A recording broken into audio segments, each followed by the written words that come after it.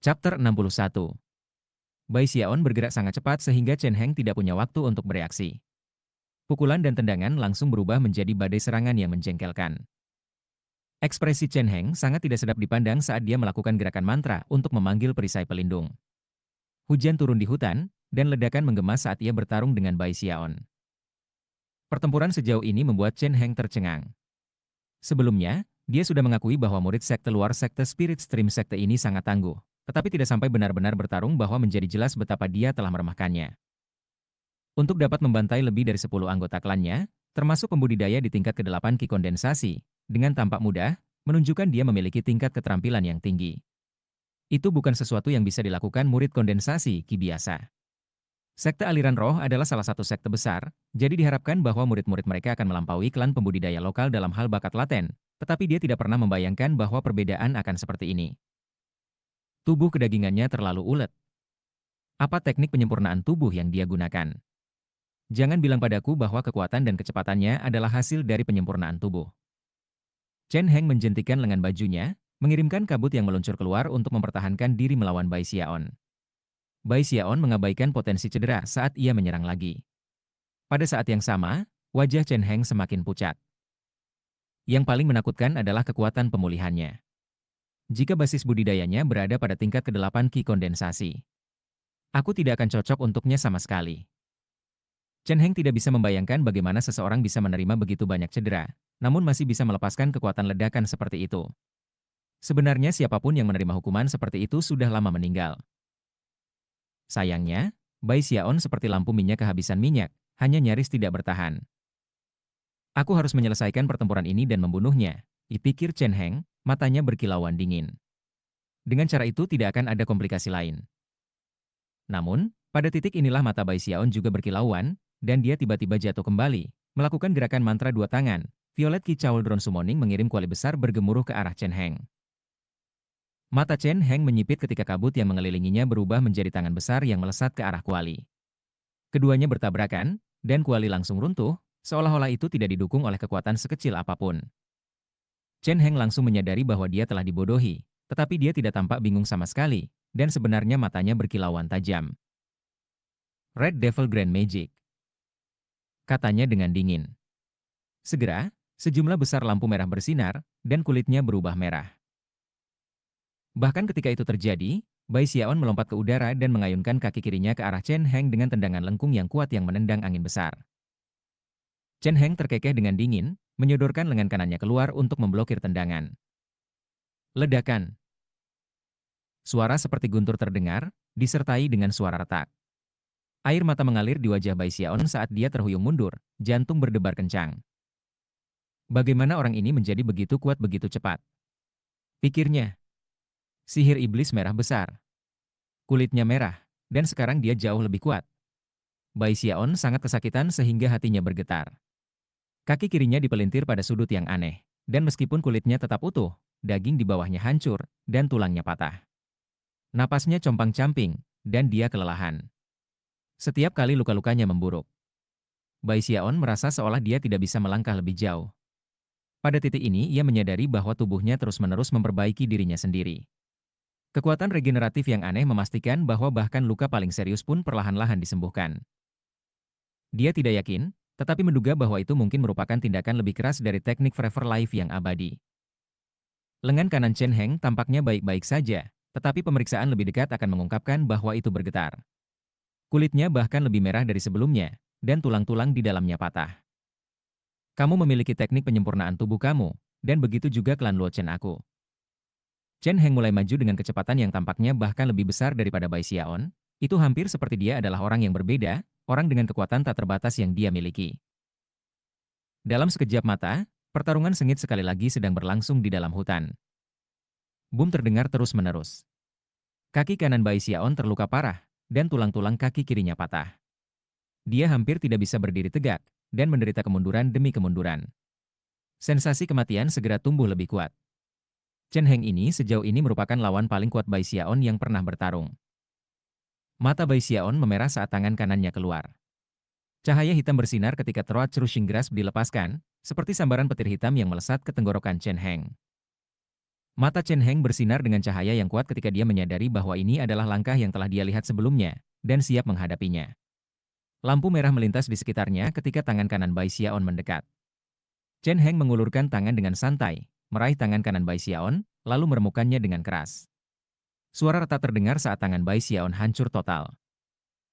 Chen Heng mengerutkan kening, dia tidak berharap hal-hal sesederhana ini. Tapi kemudian hatinya berdegup kencang ketika memikirkan taktik ganas yang telah digunakan Bai Xiaon dalam pertempuran, dan bagaimana dia bahkan membiarkan dirinya terluka untuk melepaskan serangan yang menghancurkan. Chen Heng langsung mendorong ke belakang, dan terutama mencoba menggerakkan lehernya keluar dari jalan. Pada saat yang sama, tangan kiri Bai Xiaon bersinar dengan cahaya hitam, menembak melewati leher Chen Heng dan menempel di bahunya. Kekuatan pencengkeram tenggorokan meletus, dan suara retak terdengar. Wajah Chen Heng pucat, dan keringat membanjiri wajahnya. Tulang-tulang pundak kirinya langsung hancur, dan rasa sakit yang hebat menyebabkan dia mengeluarkan amarah. Lampu merah bersinar di sekelilingnya saat dia melepaskan kekuatan besar, meraih tangan kiri Bai Xiaon. Meskipun Bai Xiaon cenderung untuk menarik tangannya kembali, Chen Heng terlalu cepat, dan dalam sekejap, tangannya terkunci pada Bai Xiaon. Mati! Dia melolong, matanya merah ketika dia melakukan gerakan mantra dengan tangan kirinya dan kemudian mengulurkan tangan untuk mengetuk dahi Bai Xiaon. Mata Bai Xiaon berkedip dengan sinar iblis saat dia tiba-tiba bersandar ke samping, membiarkan tulang-tulang di tangan kirinya patah saat kaki kanannya melesat di udara dan menghantam tubuh Chen Heng. Darah menyembur keluar dari mulut Chen Heng, dan dia dikirim jatuh ke belakang, tanpa pilihan selain melepaskan cengkeramannya pada Bai Xiaon. Yang pada gilirannya memungkinkan Bai Xiaon jatuh kembali dengan kecepatan tinggi. Dalam sekejap, sekitar 30 meter ruang terbuka di antara mereka berdua. Kedua tangan Bai Xiaon lumpuh. Lengan kanannya hancur, dan meskipun yang kiri masih utuh, jari-jarinya yang bengkok tidak mampu melepaskan genggaman penghancur tenggorokan. Kedua kakinya gemetaran. Yang kiri berubah bentuk menjadi aneh, dan darah membasahi kaki kanannya. Tendangan yang baru saja dilepaskannya datang dengan harga yang mengerikan.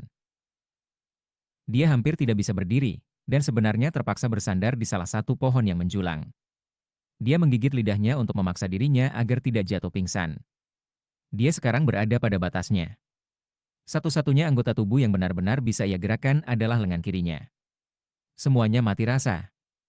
Namun, dia masih tampak ingin bertarung. Adapun Chen Heng, matanya merah cerah. Bahu kirinya terasa seperti terbakar, dan dia bahkan tidak bisa mengangkat tangan kanannya. Beberapa tulang rusuknya patah, dan darah terus mengalir keluar dari mulutnya. "Aku meremehkanmu," katanya dengan serak, menatap Bai Xiaon.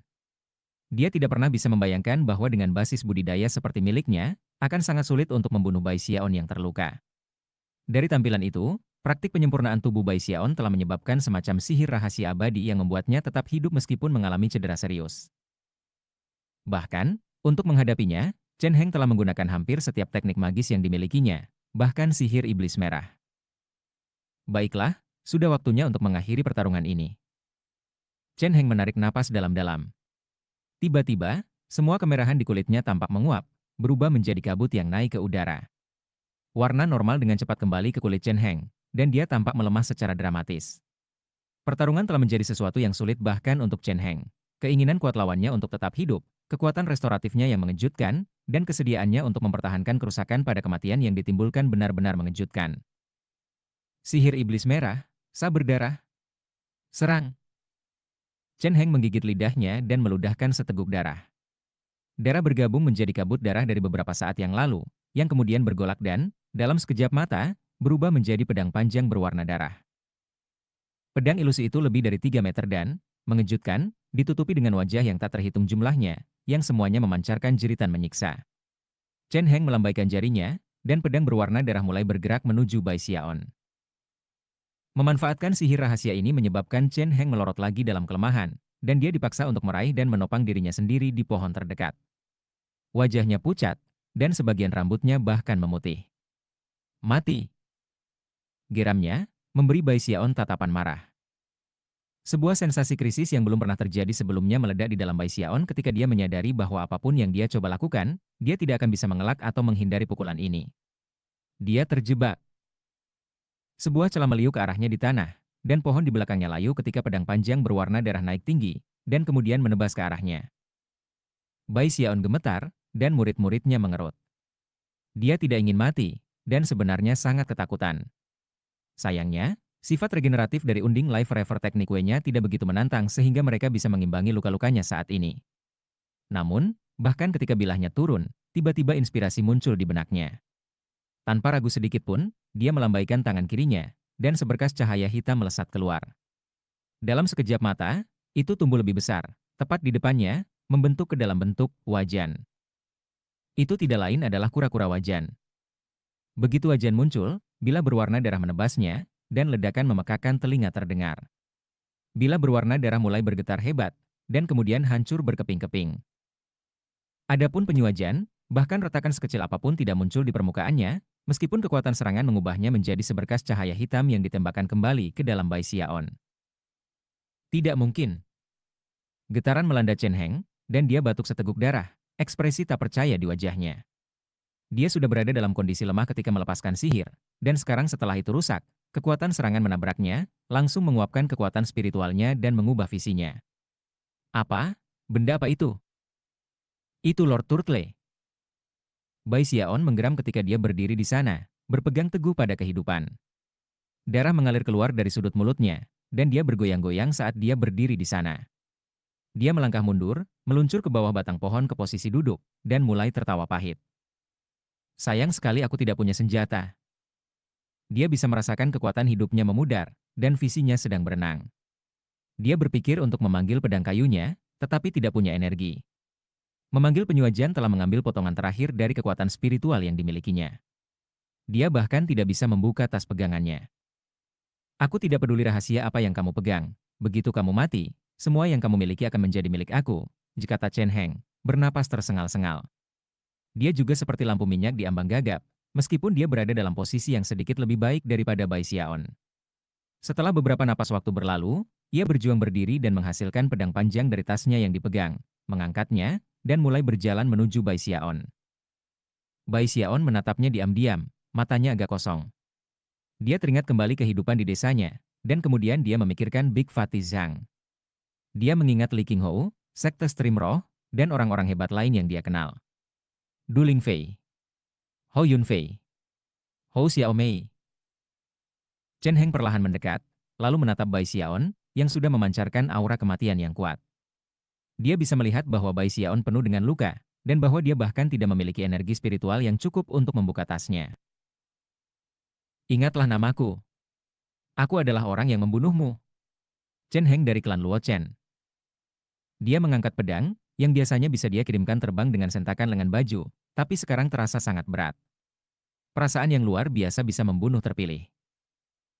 Chen Heng begitu lelah sehingga dia hampir pingsan, tapi matanya berkilau dengan kekejaman saat dia menikamkan pedang ke arah dada Bai Xiaon. Namun, bahkan ketika dia melakukan itu, Bai Xiaon tiba-tiba mengayunkan lengan kirinya, membantingnya ke tanah. Tulang-tulang itu patah, dan salah satunya bahkan menembus kulitnya sekitar 3 inci. Kemudian dia bangkit, mendorong lengan kirinya dengan sedikit energi terakhir yang dia miliki. Bahkan ketika pedang itu menusuk ke dadanya, lengannya menghantam leher Chen Heng, dan tulangnya menusuk langsung ke tenggorokannya. Kemudian Bai Xiaon jatuh ke tanah dan, energi yang dihabiskan sepenuhnya, jatuh pingsan total. Getaran melanda Chen Heng. Segalanya terjadi terlalu cepat, memberinya waktu untuk bersiap atau bereaksi, dan ia terlalu lelah untuk menghindar. Begitu tulang itu menusuk lehernya, darah mulai mengalir ke tanah. Dia mencoba menutupi lukanya, tetapi tidak ada gunanya. Dia menatap darahnya sendiri pada tulang-tulang bergerigi yang menonjol dari lengan Bai Xiaon, dan tidak bisa membantu tetapi mengagumi betapa konyolnya situasinya. Tampaknya tidak mungkin.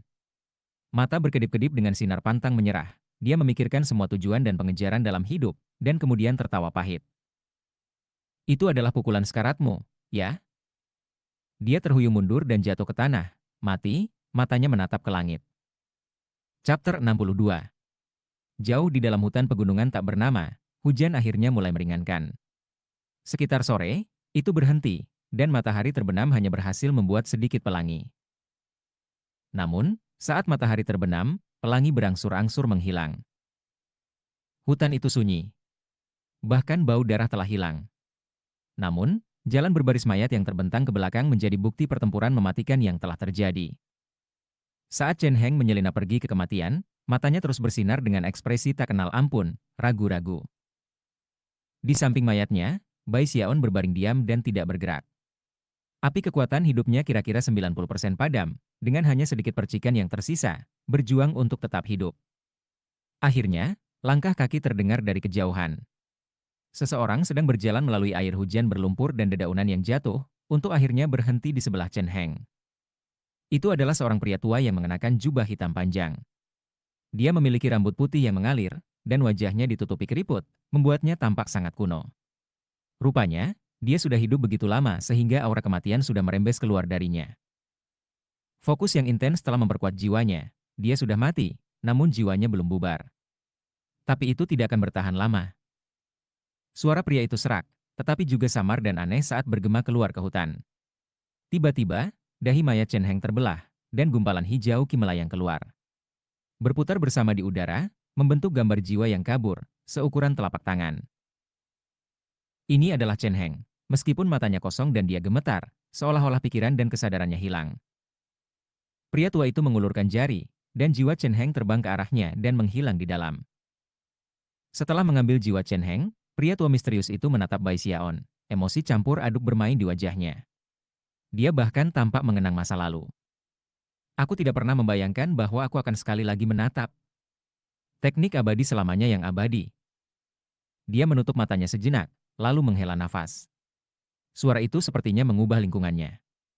Waktu seakan tiba-tiba mengalir berbeda, seolah-olah seluruh wilayah dipisahkan dari seluruh dunia.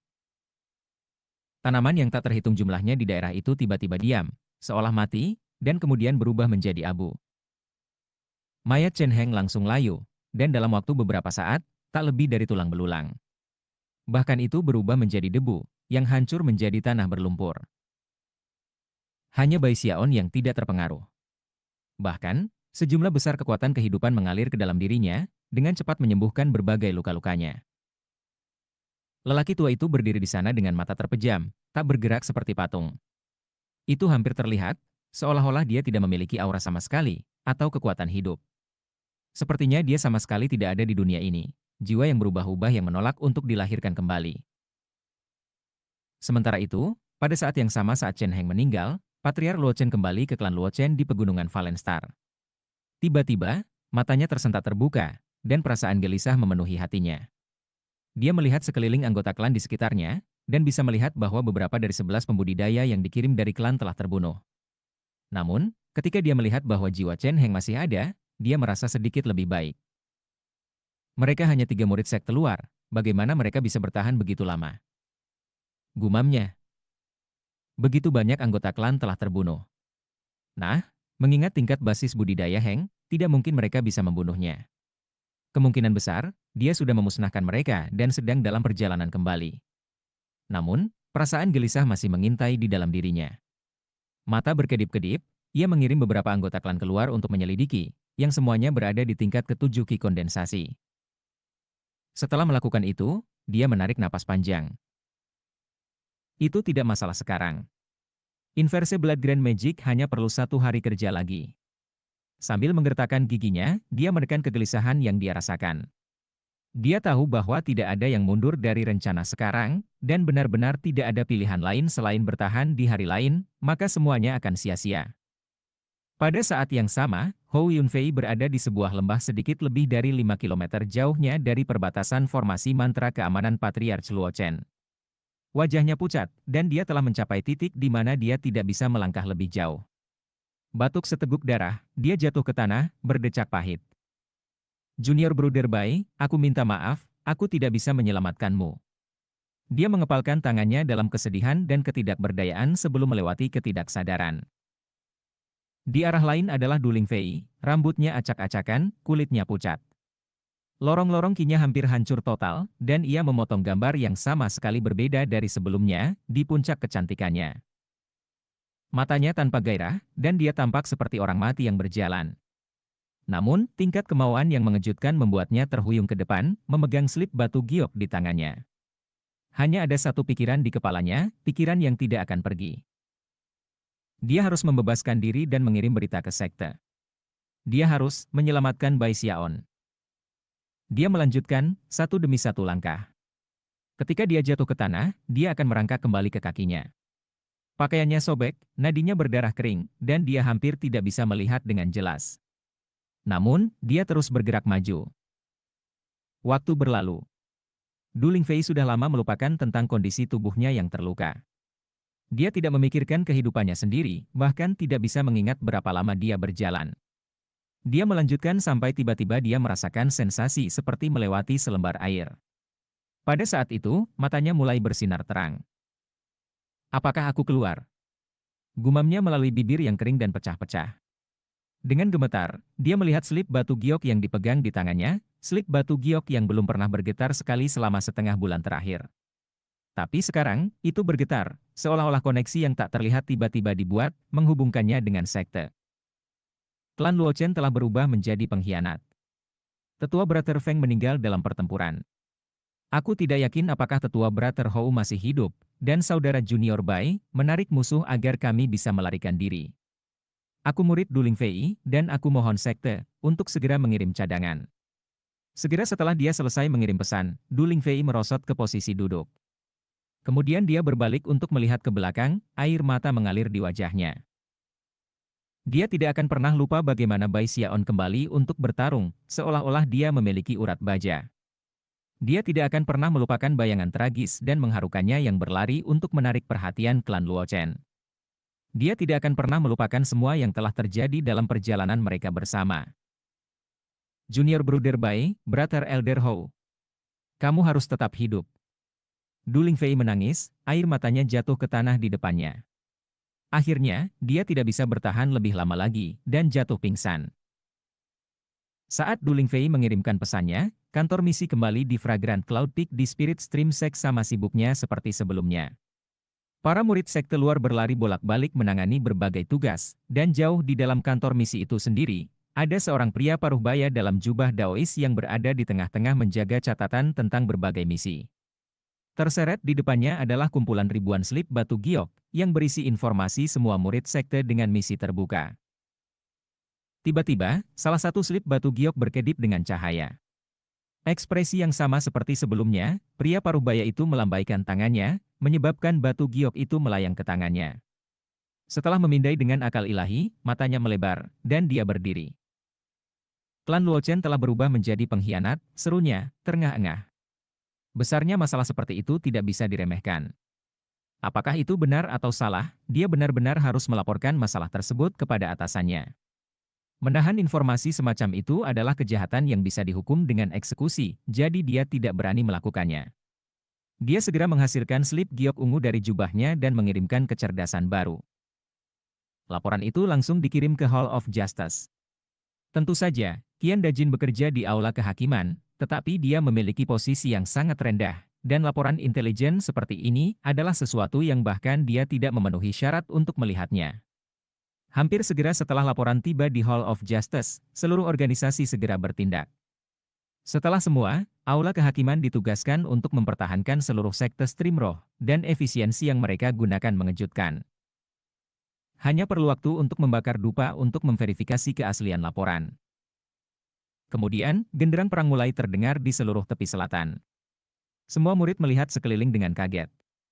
Para murid sekte luar tidak tahu pentingnya dram perang, tetapi para murid sekte dalam pada 3 puncak gunung semua tahu, dan itu menyebabkan ekspresi mereka berkedip ketika mereka melihat ke atas dari apapun yang mereka lakukan. Apa yang terjadi? Ketika dram perang berdetak, kita tidak bisa kembali ke sekte stream roh sampai darah tercurah dan klan musuh dimusnahkan. Surga. Bahkan ketika semua orang terguncang kaget, suara seorang lelaki tua tiba-tiba memenuhi seluruh tepi selatan sekte stream roh. Aku Ouyang Jie dari Aula Pengadilan. Semua murid sekte batin dari 3 puncak gunung di tepi selatan harus segera membatalkan semua misi, kegiatan, dan sesi meditasi terpencil sebelumnya. Kamu memiliki 20 napas waktu untuk berkumpul di gerbang utama. Keterlambatan tidak akan ditoleransi. Bahkan ketika kata-kata itu keluar dari mulutnya, para murid sekte dalam di puncak Green Crest, puncak Awan Harum, dan puncak Kuali Violet segera menjatuhkan tugas apapun yang mereka miliki. Dengan gemetar, tetapi tanpa sedikit pun keraguan, mereka bergerak. Bahkan orang-orang yang terlibat dalam tugas-tugas penting tidak berani bertahan bahkan untuk sesaat. Semua orang tahu bahwa Ouyang Jie adalah tetua aula pengadilan, dan bahwa dia berhati dingin dan tanpa ampun. Dia memiliki nama Taois selain namanya yang diberikan, dia dikenal sebagai Taois Jakal. Baginya untuk memimpin dalam urusan sekte berarti bahwa sesuatu yang benar-benar menyebalkan telah terjadi. Itu berarti bahwa orang perlu mati. Itu berarti bahwa suatu klan perlu dimusnahkan. Suara gemuruh memenuhi udara saat sosok yang tak terhitung jumlahnya muncul, melaju ke gerbang utama. Segera menjadi jelas bahwa di antara 3 gunung di tepi selatan, ada setidaknya 2.000 murid sekte dalam. Biasanya, itu adalah hal yang sulit untuk melihat satu atau dua, sehingga pemandangan begitu banyak meninggalkan para murid sekte luar sepenuhnya terguncang. Ada juga beberapa ratus murid dari Hall of Justice yang mengenakan jubah hitam dan dipimpin oleh seorang lelaki tua dengan rambut merah cerah. Orang tua itu memancarkan niat membunuh yang kuat, dan dia tidak lain adalah Ouyang Jie. Segera, lebih dari 2.000 orang berkumpul di sekitar gerbang utama, yang semuanya mengenakan ekspresi muram dan muram. Klan Luochen telah berubah menjadi pengkhianat. Pemimpin sekte telah memerintahkan agar klan mereka dimusnahkan sampai ke ayam dan anjing. Aktifkan portal teleportasi Daoseet. Ouyang Jie melambaikan lengan bajunya, langsung menyebabkan pilar cahaya besar muncul dari gunung Daoseet di tengah sekte Stream Roh. Cahaya naik ke udara, berubah menjadi portal teleportasi besar, yang langsung menyelimuti 2.000 murid. Gemuruh terdengar saat proses teleportasi dimulai. Para murid sekte luar dari Ban Selatan tersentak, dan tiba-tiba, mereka dipenuhi dengan perasaan bangga yang mendalam tentang sekte mereka. Dibandingkan dengan sekte Stream Roh, klan Luochen kecil, dengan hanya satu penggarap yayasan pendirian.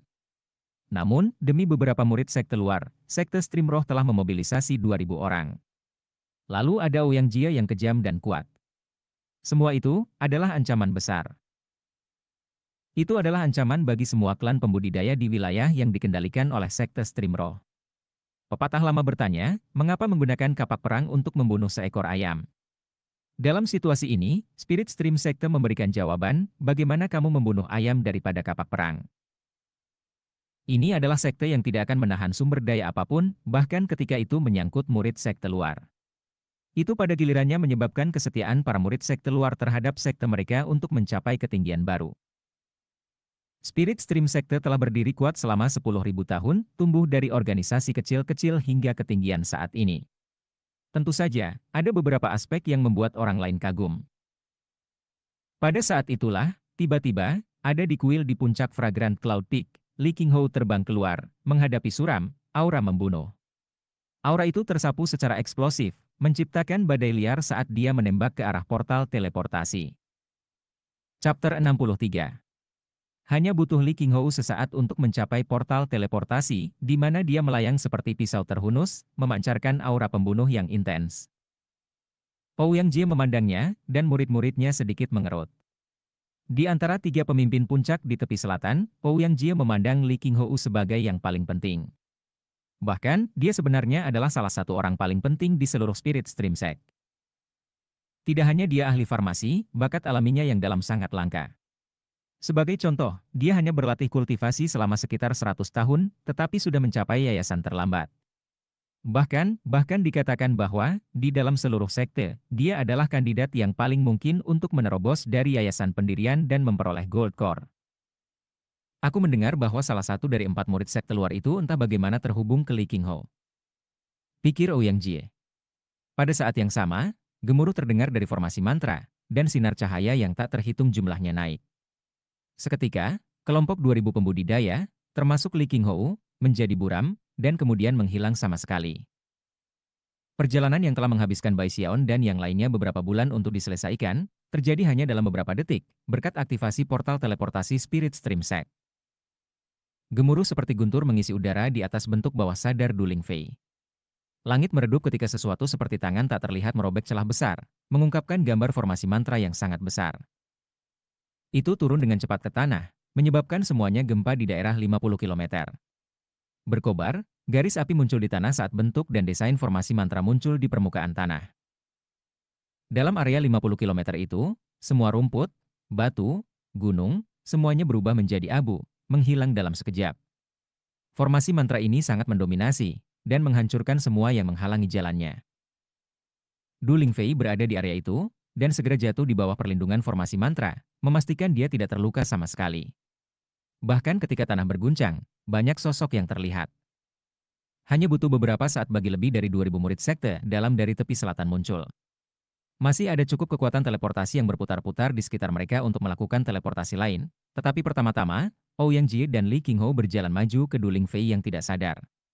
Beberapa murid perempuan meraihnya di depan mereka, menutupinya dengan satu set pakaian cadangan dan juga memberikan beberapa pil obat. Dengan masuknya energi spiritual, Du Lingfei secara bertahap membuka matanya. Ekspresinya kosong, tetapi ketika dia melihat semua kekuatan dari sekte yang mengelilinginya, dia mulai menangis, dan perasaan kegembiraan membanjiri dirinya.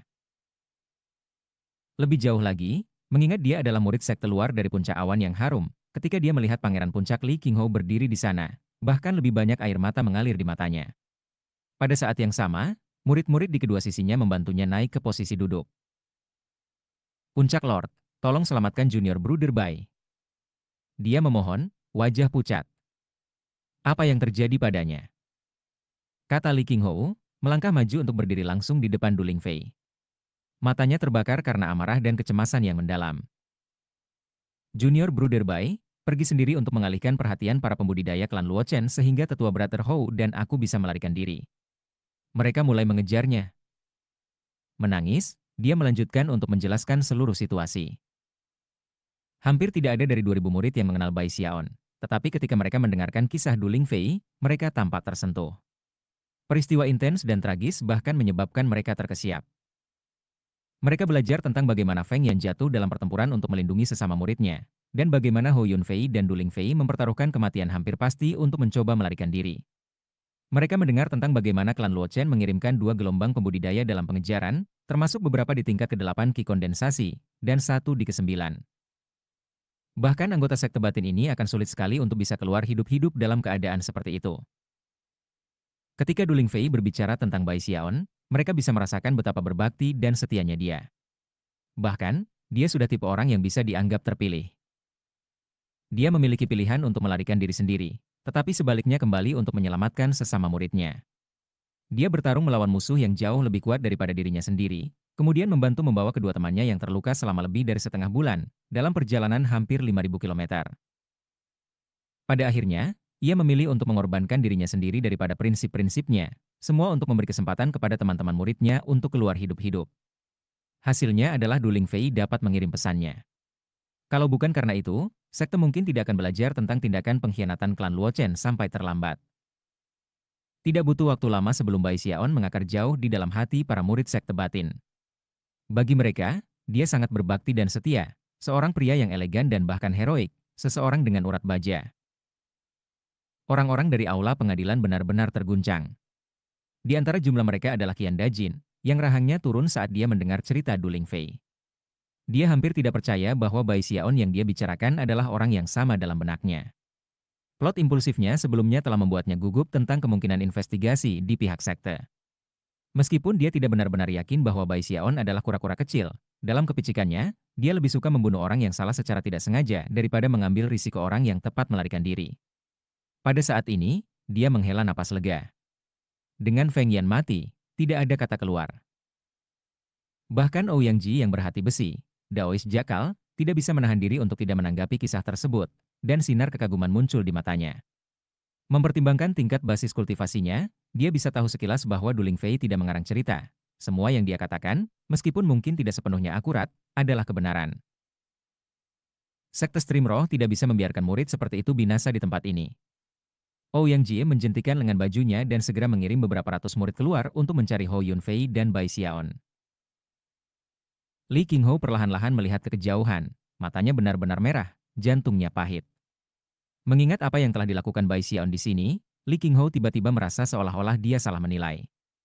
Pada saat yang sama, dia tahu bahwa, mengingat situasinya, kemungkinan Bai Xiaon untuk keluar hidup-hidup, kecil, untuk sedikitnya.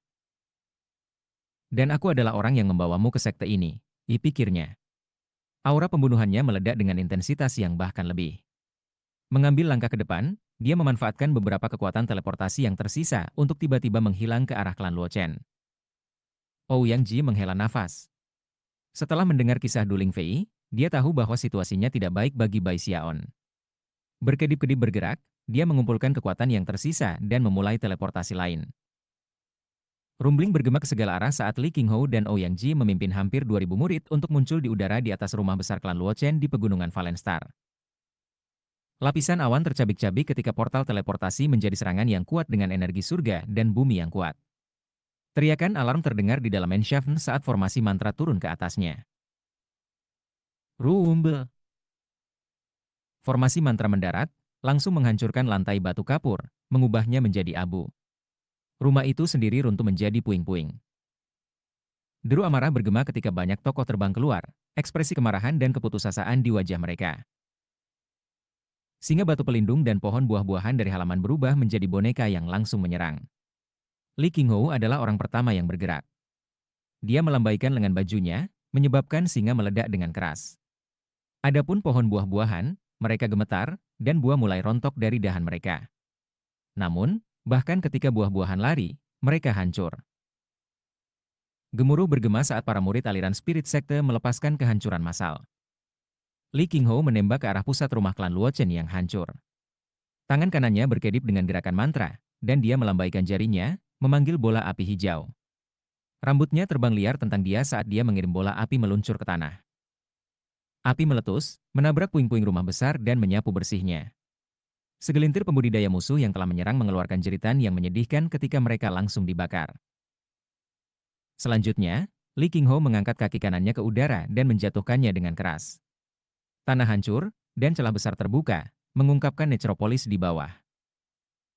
Pada saat yang hampir bersamaan, danau darah keluar, diikuti oleh patriarka klan Luochen. Ketika pria itu melihat Li Qinghou, wajahnya dipenuhi dengan ekspresi putus asa. Sekte Stream Roh telah tiba terlalu tiba-tiba. Formasi mantra yang sedang dikerjakannya berada pada titik puncak untuk diselesaikan, dan jika ada orang lain yang tiba, dia mungkin bisa menunda mereka cukup lama. Tapi tiba-tiba, orang-orang yang datang tidak lain adalah Li Qinghou dan Ouyang Ji. Sang patriark jatuh, menangis dengan sedih, "Jelarilah. Siapapun yang bisa melarikan diri, keluar dari sini." Dengan gemetar, para pembudidaya klan Luochen di nekropolis mulai melarikan diri ke segala arah. Namun, wajah Ouyang Jie tanpa ekspresi ketika dia melambaikan tangannya, mengirim murid-murid sekte batin mengejar mereka. Mata Li Qinghou terkunci pada patriark Luochen, dan danau darah yang mengelilinginya. Ouyang Ji melakukan hal yang sama, dan kemudian, api amarah muncul di kedua mata pria. "Kamu membantai manusia tak bersalah." Li Qinghou menggeram. "Surga tidak bisa mentolerir keberadaan klan seperti milikmu." Dengan itu, dia melambaikan lengan bajunya, mengirimkan lautan api yang merusak keluar. Pada saat yang sama, jeritan mengerikan mulai muncul ketika para murid sekte Stream Roh mulai membantai dan menghancurkan para pembudidaya klan Luochen. 2.000 orang versus beberapa ratus. Patriark Luochen hanya bisa menyaksikan semua orang di klannya terbunuh. Keduanya keturunan dari garis keturunannya sendiri, dan anggota garis keturunan lainnya. Menjerit dengan sedih, dia melarikan diri dengan kecepatan tinggi dalam upaya untuk melarikan diri. Namun, pada saat itu, ia diliputi oleh lautan api Li Qinghou. Wajahnya sangat suram, Li Qinghou mengepalkan tangannya. Gemuruh. Jeritan patriark Luochen semakin kuat saat ia meledak menjadi api. Daging dan darahnya dibakar, dan dalam sekejap mata, ia menjadi tidak lebih dari abu. Li Qinghou membunuhnya dengan satu serangan. Ketika para murid sekte dalam sekitarnya melihat itu, mereka tersentak kaget. Bahkan mata Ouyang Ji melebar takjub. Saat Li Qinghou melayang di sana di udara, dia melambaikan tangannya lagi, mengirim lautan api meledak lagi. Seluruh klan Luochen dilalap, dan semuanya mulai terbakar. Li Qinghou melihat ke kejauhan, ekspresinya agak sedih. Sambil mendesah, dia berkata, Bai Xiaon, aku, Li Qinghou, telah mengecewakan Bai klan Emyu." Dalam kepahitannya, dia terbang ke kejauhan. Dia tidak mau mempercayakan pencarian Bai Xiaon kepada orang lain. Jika ada harapan sekecil apapun bahwa dia masih hidup, dia sendiri yang akan mencarinya. Li Qinghou pergi, api menjulang tinggi ke langit di belakangnya. Adapun para murid sekte batin, ekspresi kegembiraan mulai muncul di wajah mereka. Sekarang, lebih dari sebelumnya, mereka menyadari betapa kuat dan mulianya sekte mereka. Chapter 64. Saat Ouyang Ji menyaksikan Li Qinghou pergi, suaranya terdengar ke para murid di sekitarnya. Berpisah dan lakukan segala yang kamu bisa untuk menemukan Bai Xiaon. Siapapun yang menemukannya akan menerima hadiah poin pantas dari aku secara pribadi. Jika kamu menemukan seorang pembudidaya klan Luochen yang masih hidup, bunuh mereka. 2.000 pembudidaya menghabiskan 1 bulan mencari daerah 5.000 kilometer. Mereka mencari hampir setiap lokasi yang mungkin, tetapi tidak ada yang pernah menemukan Bai Xiaon. Namun, mereka menemukan mayat para pembudidaya klan Luochen yang telah dia bunuh. Ketika mayat-mayat muncul satu demi satu, murid-murid sekte dalam tumbuh lebih dan lebih terkejut. Hampir semua pembudidaya klan Luochen telah terbunuh dengan satu pukulan. Para murid sekte dalam hampir tidak bisa membayangkan bagaimana murid sekte luar di tingkat ke-6 Ki kondensasi mungkin bisa melakukan sesuatu seperti itu. Qian Dajin terengah-engah, dan tiba-tiba menyadari itu akan jauh lebih baik baginya jika Bai Xiaon mati. Dia sendiri mungkin bukan pasangan yang serasi dan sekuat ini. Kemarahan Li Qinghou menyebabkannya tumbuh lebih gugup, dan dia bahkan mulai meratap dalam hati. Sialan! Mengapa kamu tidak memberitahu aku bahwa kamu memiliki koneksi seperti itu? Jika kamu punya, aku tidak akan pernah memprovokasi kamu. Akhirnya mereka menemukan mayat 3 murid yang berada di tingkat ke-8 Ki kondensasi, dan mereka hanya bisa membayangkan seperti apa pertempuran yang pahit dan intens itu. Itu membuat mereka terguncang. Segera semua orang sampai pada kesimpulan bahwa Bai Xiaon kemungkinan besar terbunuh di pegunungan tanpa nama itu. Itu adalah tempat yang penuh dengan binatang buas yang berbahaya, dan banyak bahaya lain yang bisa membunuh seseorang dan tidak meninggalkan mayat. Akhirnya, mereka menangkap 2 murid klan Luochen yang dikirim Chen Heng setelah Hou Yunfei dan Du Lingfei berbeda arah. Ketika mereka mengetahui bahwa salah satu orang yang mengejar Bai Xiaon tidak lain adalah putra mahkota klan Luochen, yang berada di tingkat ke-9 Ki kondensasi, mereka semua pasrah pada kenyataan bahwa Bai Xiaon benar-benar harus mati. Setelah bulan pencarian berakhir, semua orang kembali ke sekte. Hou Yunfei ditemukan relatif sejak dini, terluka parah, tetapi masih hidup. Dengan kekuatan penuh dari sekte yang berfokus pada menyembuhkannya, dia akhirnya baik-baik saja. Baik dia dan Du Lingfei telah melakukan pelayanan jasa yang signifikan untuk sekte itu, tetapi itu membuat mereka tidak merasa senang. Sebaliknya, mereka merasakan kesedihan, dan tidak bisa berhenti memikirkan kejadian yang telah terjadi. Keduanya ingin kembali untuk bergabung dengan upaya pencarian ketika mereka sedang berlangsung, tetapi cedera mereka terlalu serius. Satu-satunya orang yang menolak menyerah mencari Bai Xiaon adalah Li Qinghou. Dia bepergian sendirian ke pegunungan tanpa nama, di mana dia mencari selama 2 bulan penuh. Selain beberapa tempat yang bahkan tidak bisa dimasuki, ia mencari panjang dan luasnya pegunungan. Anehnya, meskipun tampak jelas bahwa Bai Xiaon harus berada di pegunungan ini, dia tidak dapat menemukan jejaknya. Seolah-olah Bai Xiaon saat ini ada di dunia lain. Selama proses pencarian, dia akhirnya bertarung dengan beberapa binatang buas yang kuat, dan bahkan terluka oleh beberapa dari mereka. 2 bulan kemudian, dengan sangat pahit dia berdiri di depan pohon tertentu dengan secari kain bernoda darah menempel di sana. Jika aku tidak membawamu ke sekte, pikir Li Qinghou. Ketika dia menutup matanya, dia teringat gambar Bai Xiaon di Gunung Hut, tampak takut mati petir dan guntur. Dia berpikir tentang betapa takutnya dia melihat 10.000 lembah ular, tentang apa yang terjadi selama kompetisi sekte, dan tentang bagaimana dia mengambil tempat pertama di semua prasasti batu. Dia menghela napas dalam diam, tampaknya semakin tua saat dia mengulurkan tangan dan mengambil kain yang berlumuran darah. Dia sudah mengambil 7 atau 8 potong kain yang sama seperti ini selama pencariannya. Pada akhirnya, dia meninggalkan hutan, berubah menjadi seberkas cahaya yang melesat ke kejauhan. Demikianlah berakhir pemberontakan klan Luochen. Sekte Stream Roh menyerang seperti kilat, benar-benar memusnahkan para pengkhianat. Masalah ini menyebabkan keributan di Eastwood Lower Reaches of Heavenspan River. Di dunia budidaya benua Eastwood, yang merupakan salah satu dari 4 benua besar, klan dan sekte pembudidaya yang tak terhitung jumlahnya mengetahui hal ini.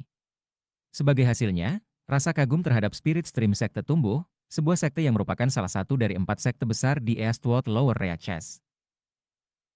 Setelah penyelidikan oleh sekte Stream Roh, mereka menemukan beberapa petunjuk mengapa klan Luochen berubah menjadi pengkhianat. Stempel garis keturunan adalah salah satu alasan, tetapi ada motivasi yang lebih dalam. Setelah menyatukan berbagai petunjuk, percabangan besar itu membuat sekte Stream Roh terkejut. Jika mereka tidak menghentikan masalah ketika mereka melakukannya, reaksi berantai yang dihasilkan akan menyebabkan banyak klan pembudidaya lainnya mendengar tentang masalah ini dan kemudian mengikuti pemberontakan. Itu akan hampir sama dengan musuh yang kuat yang menginvasi wilayah Spirit Stream Sect, dan akan menyebabkan dampak yang mengerikan, bahkan berpotensi destabilisasi sekte tersebut. Berita tentang perbuatan yang dilakukan oleh Du Lingfei dan Hou Yunfei dengan cepat menyebar. Begitu pula kisah Bai Xiaon dengan bangga mengorbankan dirinya. Fakta bahwa ia menolak untuk meninggalkan teman-temannya, dan bahkan menggunakan dirinya sebagai umpan untuk membawa musuh pergi, membuat banyak orang bergerak. Dunia kultivasi penuh dengan orang yang egois. Individu seperti Bai Xiaon tidak umum. Hilangnya murid seperti itu membuat banyak orang, bahkan pemimpin sekte dan tetua, merasa sangat sedih. Ada implikasi lain yang muncul bersamaan dengan keseluruhan acara. Namun, saat lebih banyak petunjuk terungkap, sekte Stream Roh hanya menjadi lebih sunyi. Untuk beberapa alasan yang tidak diketahui, mereka akhirnya berhenti menyelidiki. Namun, semua pembudidaya yayasan pendirian dalam sekte meningkatkan tingkat kewaspadaan mereka ke titik yang jauh melampaui normal. Rupanya, badai datang. Tepi selatan dan utara bersama-sama memiliki 7 tuan puncak. Selain itu adalah pemimpin sekte dan tetua lainnya. Setelah banyak diskusi dan penelitian, mereka mengambil keputusan dengan suara bulat. Du Lingfei, Hou Yunfei, serta Feng Yan yang binasa, semuanya melakukan pelayanan yang baik. Adapun Bai Xiaon, dia telah menyelesaikan layanan luar biasa. Keputusan akhir dijelaskan oleh pemimpin sekte-sekte Stream Roh Zheng Yuandong. Badai akan datang. Yang paling penting adalah untuk mengangkat semangat semua orang. Selama 10.000 tahun, moral sekte kami tetap tinggi. Mengingat layanan luar biasa yang telah dilakukan Bai Xiaon, dengan mengorbankan nyawanya, kita hanya bisa membalas kebaikannya dengan mengadakan pemakaman agung. Mereka yang berkontribusi pada sekte ini tidak akan pernah dilupakan. Pada hari-hari berikutnya, meskipun Spirit Stream Sekte tidak menyelidiki lebih jauh ke dalam alasan pengkhianatan klan Luo Chen, mereka mengambil setiap kesempatan untuk menyebarkan kisah tentang bagaimana Bai Xiaon telah mengorbankan dirinya untuk sesama muridnya, dan bagaimana dia dengan mulia berjuang untuk sekte tersebut. Ketika cerita itu disebarkan, semakin banyak murid dari berbagai puncak gunung di tepi selatan dan utara mengetahui nama Bai Xiaon, dan apa yang telah dia lakukan untuk menyelamatkan teman-teman muridnya. Tentu saja, sekte itu sendiri tidak bertentangan dengan murid yang setia dan setia. Li Qinghou telah membasmi seluruh klan, dan 2.000 murid sekte dalam telah dimobilisasi. Mengirim kekuatan yang begitu kuat untuk menangani situasi itu, seperti membunuh seekor ayam dengan kapak perang. Semua murid di sekte tidak hanya mengingat nama Bai Xiaon, mereka juga tersentuh oleh bagaimana sekte bereaksi terhadap situasi. Meskipun sekte itu jelas bereaksi dengan sengaja, reaksi itu persis seperti yang diharapkan para murid. Selama 10.000 tahun, itu adalah tradisi yang tidak berubah dari sekte Stream Roh. Sentuh salah satu murid kami, dan kamu akan mati, tidak peduli seberapa jauh kamu berlari. Ketika seorang murid sekte Stream Roh pergi keluar sekte, mereka tidak pernah sendirian. Mereka didukung oleh seluruh sekte Stream Roh. Sekte itu seperti perisai, selamanya ada untuk perlindungan mereka. Karena itu, para murid mengabdi pada sekte mereka, dan akan mengerahkan segala upaya, bahkan menyerahkan nyawa mereka, untuk mempertahankannya, rumah mereka. Itu adalah spirit stream sekte yang perkasa, yang telah dimulai 10.000 tahun yang lalu sebagai sekte kecil dengan hanya beberapa lusin orang di dalamnya. Untuk menentukan apakah Bai Xiaon benar-benar mati atau tidak, pemimpin sekte meminta bantuan dari salah satu tetua-tetua sekte itu, yang mahir dalam meramalkan informasi dari surga. Sayangnya, sihir ramalannya tidak mengungkapkan petunjuk bahwa Bai Xiaon masih hidup di dunia. Satu-satunya yang dia temukan adalah aura kematian, yang tampaknya membuktikan bahwa Bai Xiaon telah mati dalam pertempuran, berjuang untuk sekte tersebut. Pada pagi hari yang hujan beberapa hari kemudian, bunyi lonceng yang menyedihkan dapat terdengar di seluruh sekte Stream Roh. Murid yang tak terhitung jumlahnya mengenakan jubah hitam muncul diam-diam dari tempat tinggal mereka. Ekspresi kesedihan di wajah mereka ketika mereka berkumpul di tengah-tengah puncak awan harum. Di sana, sebuah batu nisan telah didirikan, dengan potret Bai Xiaon di atasnya, tersenyum bahagia. Zhang Fati besar berdiri di sana di tengah orang banyak. Dia melirik semua orang di sekitarnya, dan kemudian melihat batu nisan, dan nama Bai Xiaon. Ketika hujan turun dan membasahi pakaiannya, dia menangis, mengingat semua ingatannya tentang masa lalu. Dia berpikir tentang bagaimana mereka memakan berbagai harta roh yang dicuri, tentang bagaimana mereka tertawa dan bercanda bersama, tentang bagaimana mereka telah menjual tempat di sekte luar, dan tentang mencuri ayam. Nati Fati. Gumam Fati besar Zhang, tampak sangat sedih. Hatinya terasa kosong, dan rasa sakit membuat seluruh dunia tampak gelap. Lemak lain dari Offense, kakak-kakak Bai Xiaon, semua dipenuhi dengan kesedihan, dan tidak bisa berhenti menangis, termasuk Tert Fati Hei. Su Baochai, Chen Xiang, Zhao Yiduo dan tetua Su dan You, serta semua orang yang Bai Xiaon ketahui sejak bergabung dengan sekte, Semuanya berdiri di kerumunan, wajah-wajah dipenuhi dengan kesedihan. Yeo Shinki datang dan menatap Nisan dengan diam-diam. Setelah mendengar cerita tentang apa yang telah dilakukan Bai Xiaon, dia tidak bisa tidak memikirkan betapa bersemangatnya dia telah mencari pencuri ayam. Hou Yunfei datang, bersandar di bahu Hou Xiaomei. Dia berdiri di sana, mengepalkan tangan, gemetar kesedihan. Junior Brother Bai. Senyum pahit memutar wajahnya. Setelah kembali ke sekte, ia mulai menghabiskan hari-harinya minum. Dia tidak bisa melupakan saat di mana Bai Xiaon telah membawa semua musuh pergi, menggunakan dirinya sebagai umpan. Semakin banyak orang muncul, sampai bagian tengah Fragrant Cloud Peak pada dipadati oleh banyak murid, semua diam-diam melihat Nisan. Di depan orang banyak adalah Du Lingfei. Wajahnya pucat, dan tidak mungkin membedakan antara air mata yang mengalir di pipinya dan air hujan. Dia tampak linglung, dan meskipun wajahnya secantik dulu, kecantikan itu sekarang sedih dan pedih. Kamu bisa tetap hidup, tapi disinilah aku, dan kamu pergi. Hari-hari Du Lingfei dihabiskan dalam kesedihan dan penderitaan baru-baru ini. Dia telah kehilangan berat badan, dan sering bermimpi tentang saat Bai Xiaon kembali, tidak tergoyahkan dan ditentukan. Dan kemudian dia pergi, sebuah adegan yang membuatnya menangis dan didera kesakitan. Saat lonceng berkabung berbunyi, bergema ke segala arah, sinar cahaya melesat ke batu nisan dari segala arah. Di dalam mereka adalah 7 Lord Puncak, semua tetua sekte Stream Roh, dan bahkan pemimpin sekte.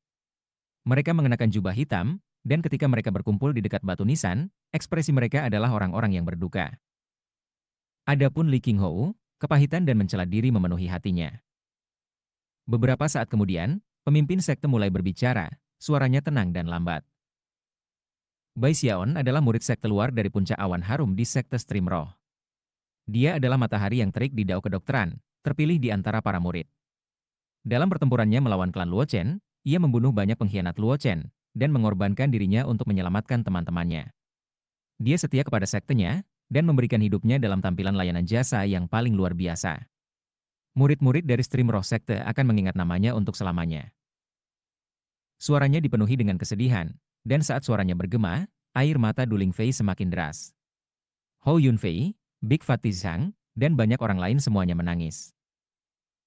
Pada hari ini, aku memberikan Bai Xiaon gelar murid-murid Spirit Stream Sek Prestige. Menanggapi kata-kata pemimpin sekte, banyak murid terguncang. Untuk mendengar istilah murid prestise meninggalkan semua orang bergerak. Posisi itu adalah kehormatan tak tertandingi dalam sekte Stream Roh, dan hanya ada satu murid prestise dalam sekte dalam generasi manapun. Itu adalah posisi yang lebih tinggi dari sekte dalam, dan setara dengan murid-murid penerus. Tidak ada kehormatan yang lebih besar bagi orang mati. Sepanjang sejarah 10.000 tahun dari sekte Stream Roh, hanya ada 9 murid dengan gelar seperti itu, masing-masing dan setiap dari mereka telah dianugerahkan dengannya setelah sekarat dalam pertempuran untuk sekte tersebut. Sampai saat ini, sekarang ada 10 murid seperti itu dalam sejarah sekte tersebut. Tidak seorang pun yang hadir merasa kehormatan itu tidak pantas. Bai Xiaon telah mendapatkannya dengan hidupnya.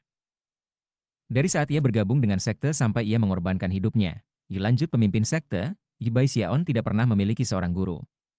Setelah memberikan hidupnya untuk sekte itu, aku menolak untuk membiarkannya berkeliaran sendirian di dunia bawah. Oleh karena itu, aku akan mewakili guru aku yang sudah mati, Daoist Master Spirit CFE, untuk menerima Bai Xiaon sebagai muridnya. Mulai saat ini, dia dapat terus mengejar dao besar di dunia bawah.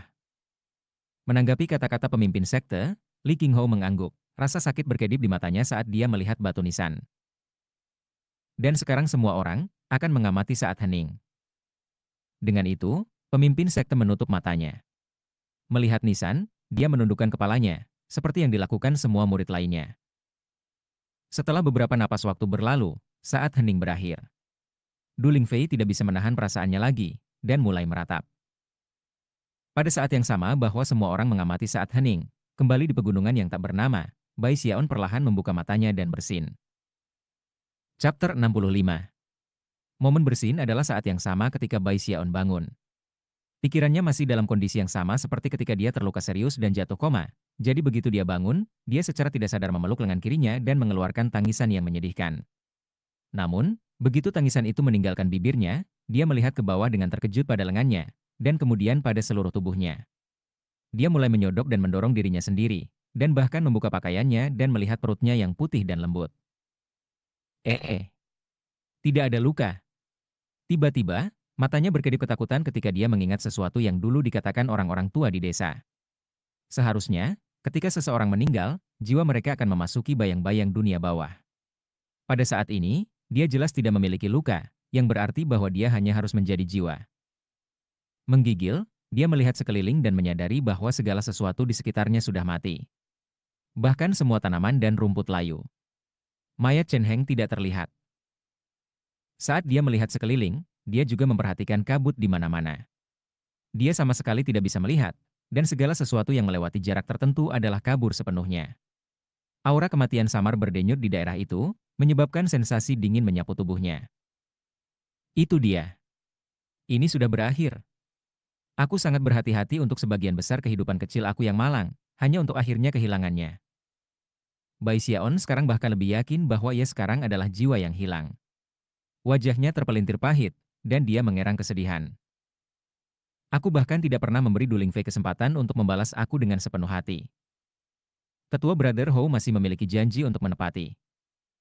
Orang-orang masih belum tahu bahwa aku Lord Turtle, dan masih ada banyak ayam ekor roh untuk dimakan di dunia. Aku belum hidup selamanya. Semakin dia memikirkannya, semakin sakit di dalamnya. Air mata mulai mengalir di matanya. Namun, bahkan ketika dia mulai meraung keras, seseorang berdeham di belakangnya. Suara itu datang begitu tiba-tiba yang mengejutkan Bai Xiaon. Siapa di sana? Ia pekiknya, berayun maju melintasi tanah dan kemudian berputar, pedang kayu muncul di tangannya. Dia melihat seorang lelaki tua berdiri di dekat tempat dia baru saja berbaring.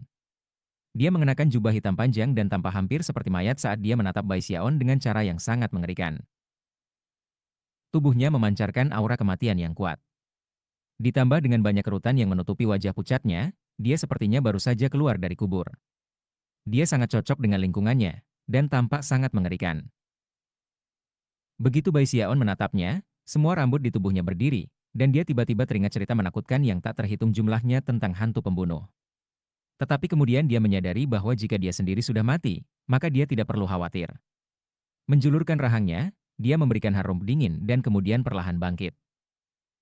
Baik-baik saja maka. Kamu hantu. Aku hantu.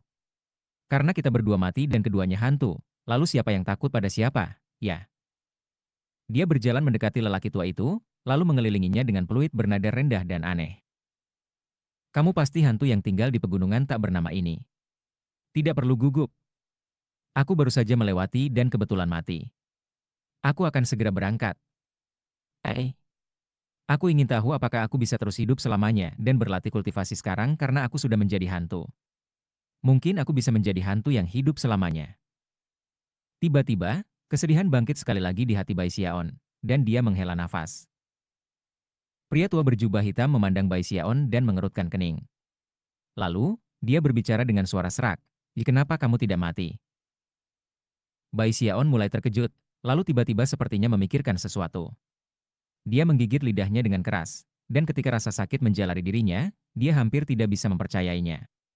Dia menggigit lagi, kali ini sampai air mata mengalir di pipinya. Ekspresinya menyala dengan gembira, dan dia benar-benar mulai menari-nari.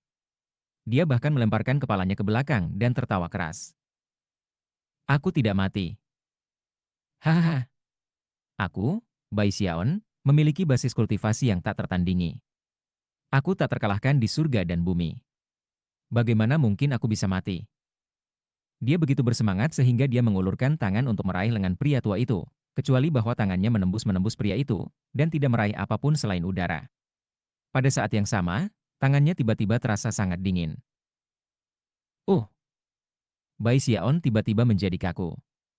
Dia menatap kosong pada pria tua itu, matanya membelalak, sebelum berteriak dan melompat mundur. Hantu! Dulu ketika dia mengira dia sudah mati, dia tidak berpikir banyak untuk melihat hantu. Tetapi pada saat itu, dia ketakutan ketika kisah-kisah hantu pembunuh sekali lagi mulai melintas di benaknya. Segera, dia mencapai area di mana kabut tebal, di mana dia menemukan semacam penghalang tak terlihat yang tidak bisa dilaluinya. Kembali ke penghalang, dia mencengkeram pedang kayunya dan menatap lelaki tua itu, pikiran yang tak terhitung jumlahnya melayang di benaknya. Akhirnya, ekspresi yang menyedihkan memenuhi wajahnya. Tuan, apakah kamu memiliki urusan yang belum selesai dalam kehidupan yang aku dapat bantu kamu urus? Pria tua berjubah hitam memiliki ekspresi aneh di wajahnya saat dia mempelajari Bai Xiaon. Dia tidak bisa menahan diri untuk tidak merenungkan bahwa pemuda yang berdiri di depannya itu tampak sangat berbeda dari petarung berbaja dari sebelumnya. Mereka hampir tampak seperti dua orang yang berbeda. Akhirnya, ekspresi bijaksana muncul di matanya. Mungkin hanya orang-orang dengan kepribadian seperti ini yang dapat benar-benar mengembangkan teknik hidup abadi yang abadi, gumamnya. Merasa lebih nyaman, dia menggelengkan kepalanya dan tersenyum. Kemudian dia berbalik dan mulai melayang ke kejauhan. Teknik Forever Life yang abadi terbagi menjadi Codes Unding dan Life Forever Codes. Setiap Codes memiliki 5 volume, apa yang kamu kembangkan adalah volume pertama yang paling umum beredar dari Codes kematian, kulit kematian. Kamu telah menguasai kulit besi, dan telah membuat kemajuan dengan kulit perunggu. Saat pria tua itu melayang, suaranya bergema di belakangnya ke telinga Bai Xiaon. Codes tanpa kematian menerobos 5 belenggu kematian. Life Forever Codes mengungkap 5 segel keabadian. Bekerja keraslah dalam kultivasi kamu. Jika kamu dapat mencapai level unding Goldskin, kamu akan menemui belenggu kematian pertama. Apakah kamu bisa menerobos shackle itu akan tergantung pada nasib baik kamu sendiri. Karena kita disatukan oleh takdir, aku akan memberimu pil obat. Selanjutnya, untuk membantu kamu membuat terobosan dengan kulit kematian kamu, dan mencapai penguasaan kulit perunggu, aku akan memberi kamu slip giok ini. Itu berisi, volume kedua kodeks kematian, Raja Surgawi yang tak mati. 1. Jika kamu berhasil dengan teknik Forever Life Forever, kamu dapat membentuk core. Pada titik ini, orang tua itu begitu jauh sehingga ia tidak bisa dilihat. Namun, saat suaranya bergema, 2 sinar cahaya melayang di udara dan datang melayang di depan Bai Xiaon. Bai Xiaon menyaksikan dengan kaget ketika orang tua itu pergi. Pada titik ini, dia menyadari bahwa alasan dia belum mati, dan sebenarnya sudah benar-benar pulih, adalah karena lelaki tua itu telah menyelamatkannya. Dan alasan untuk itu, adalah karena Bai Xiaon mengolah teknik hidup abadi-abadi. Meskipun Bai Xiaon takut akan kematian, dia menganggap masalah bantuan dan hutang dengan serius. Dia tahu bahwa dia telah terluka sangat parah dalam pertarungan itu, sehingga dia kemungkinan besar harus mati.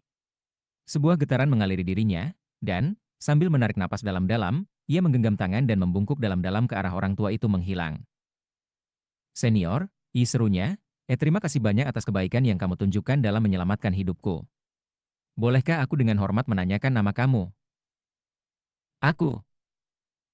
Shou Lingren, jawab lelaki tua itu, suaranya samar dan kuno, hampir seolah-olah melayang melewati waktu bertahun-tahun yang tak terhitung jumlahnya.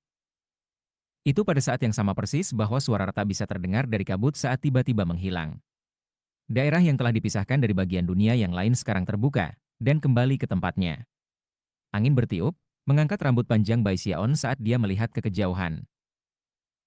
Setelah beberapa saat berlalu, dia bergumam, "At the Foreign Life Forever Technique. 5 belenggu kematian dan 5 segel kekekalan." Ini adalah pertama kalinya dia mendengar hal-hal seperti itu. Akhirnya, dia mengambil napas dalam-dalam dan memandang pil obat dan slip giok. Dia pertama mengambil slip giok, memindai dengan akal ilahi. Di dalamnya ada volume kedua Undex Codes. Dia meletakkan batu giok itu dan kemudian melihat ke arah pil obat. Meskipun ia sudah menjadi apoteker pekerja harian, ia tidak dapat menentukan kualitas pil. Dia mengambilnya dan mulai memeriksanya. Dia pada dasarnya adalah orang yang berhati-hati, dan dia tahu bahwa jika lelaki tua berjubah hitam itu ingin melukainya, dia bisa melakukannya dengan berbagai cara. Dengan demikian, pil obat kemungkinan besar hanya akan membawa manfaat, dan tidak akan membahayakannya. Bergumam pada dirinya sendiri, dia melihat sekeliling, lalu menyingkirkan pil obat itu dan mulai berjalan. Ketika dia melanjutkan, dia melihat sekeliling ke hutan, dan mendesah secara emosional. Ketika dia memikirkan seluruh pengejaran dan pertempuran dengan para pembudidaya klan Luochen, dan bahaya yang terlibat, dia tidak bisa menghilangkan perasaan takut yang masih ada di dalam hatinya. Aku ingin tahu bagaimana yang dilakukan tetua Sister Du dan tetua Brother Hou. Apakah mereka berhasil melarikan diri? Saat ini, dia tidak berani menggunakan slip gioknya untuk mencoba melakukan kontak dengan sekte tersebut. Dia khawatir bahwa pembudidaya klan Luochen mungkin masih ada, dan akan mendeteksi fluktuasi dari upaya transmisi. Itu bisa menyebabkan masalah besar. Menepuk-nepuk tasnya, dia menghasilkan Windskiff Feng Yan, dan setelah tes cepat, mengkonfirmasi bahwa itu sekarang fungsional. Matanya bersinar dengan sukacita. Meskipun dia memiliki spekulasi tentang situasi saat ini, dia tidak ingin meninggalkan daerah itu. Jadi dia menemukan sebuah gua gunung tempat dia bisa beristirahat sebentar. Di sana, ia menghasilkan kura-kura, juga pil obat yang diberikan kepadanya oleh pria tua berjubah hitam. Segera, cahaya perak menyala pada pil obat, dan 3 desain roh bisa dilihat di permukaannya.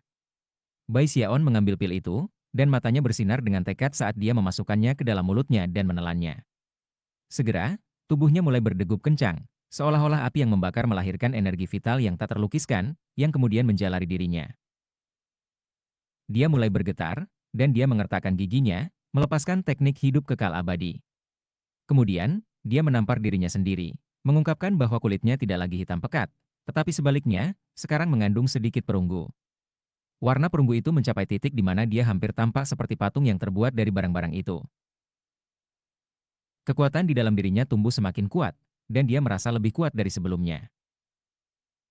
Namun, energi obatnya belum habis. Setelah melakukan peningkatan roh 3 kali lipat, pil obat telah mencapai tingkat kualitas yang luar biasa. Bahkan pada saat di mana kulitnya benar-benar perunggu, suara tak terdengar dari dalam dirinya, seolah-olah ada sesuatu yang pecah. Garis-garis menyebar dengan cepat di permukaan kulitnya, terus bertambah jumlahnya sampai menutupi seluruh tubuhnya. Rasa sakit yang hebat menerpa dia, tetapi dia bertahan, dan tak lama kemudian, garis-garis itu mulai berubah perak. The Unding Skin dipecah menjadi tingkat besi, perunggu, perak, dan emas. Bahkan pria tua berjubah hitam tidak akan pernah bisa mengantisipasi bahwa pil obat yang dia berikan kepada Bai Xiaon akan menerima peningkatan semangat, dan dengan demikian akan memungkinkan dia untuk menerobos tidak hanya ke tingkat kulit perunggu, tetapi melewatinya. Suara gemuruh bergema keluar dari dalam Bai Xiaon selama beberapa hari. Makin banyak retakan muncul di kulitnya, dan tak lama kemudian, potongan-potongan kulit mulai rontok, hampir seolah dia ganti kulit. Selanjutnya, setiap potongan yang jatuh menunjukkan perak yang bersinar di bawahnya. Setelah 10 hari, kulit terakhir telah rontok. Dia sekarang benar-benar perak, dan meskipun itu warna perak kusam, ketika dia membuka matanya, mereka bersinar dengan cahaya perak yang cerah. Dia tiba-tiba meledak bergerak, menyebabkan ledakan mengejutkan untuk keluar. Dia sekarang setidaknya 2 kali lebih cepat dari sebelumnya. Matanya bersinar dengan sukacita saat tangan kanannya mengepal dan menabrak batu besar di dekatnya. Batu itu langsung hancur, tidak menjadi potongan besar, tetapi menjadi debu. Level kekuatan ini melebihi level sebelumnya beberapa kali. Bai Xiaon terengah-engah. Sampai saat ini, dia yakin bahwa jika dia bertarung lagi dengan Chen Heng, pertarungan pastinya tidak akan separah ini. Setelah beberapa tes lagi, sesuatu yang lebih mengejutkan terungkap. Level pertahanannya dengan unding Silver Skin sedemikian rupa, sehingga bahkan pedang kayunya dengan peningkatan roh 3 kali lipat tidak mampu bahkan menggaruknya. Mata Bai Xiaon bersinar dengan kegembiraan. Setelah menghentikan pengoperasian teknik abadi hidup yang tidak mati, tubuhnya kembali ke kondisi normal dan adil. Dia mengganti pakaiannya, lalu mulai melaju ke kejauhan, tampak sangat senang dengan dirinya sendiri.